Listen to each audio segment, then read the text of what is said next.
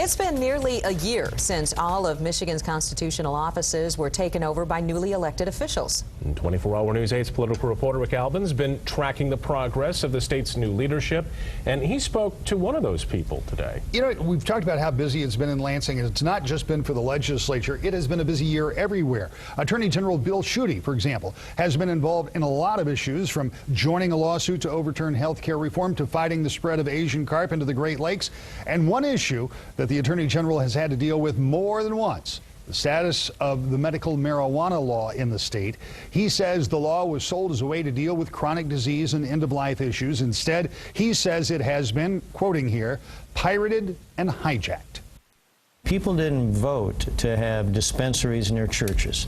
People didn't vote to have greater access of drugs near schools. And so the point is, when there's a law that was poorly crafted, has caused lots of problems in communities. So my job is to interpret the law. And I think the real conclusion here is, if citizens of the state of Michigan want to have a discussion and maybe a vote or a debate on legalizing drugs, go ahead, let's have that. Now, I'm opposed to that because I think that it gives gateway drugs to kids. I think it and really would mean easy access for young people to get hooked on drugs. So I'd be opposed to it, but it's better to have a debate and discussion on it, be honest about it, and instead of look the other way and, you know, a nod and a wink.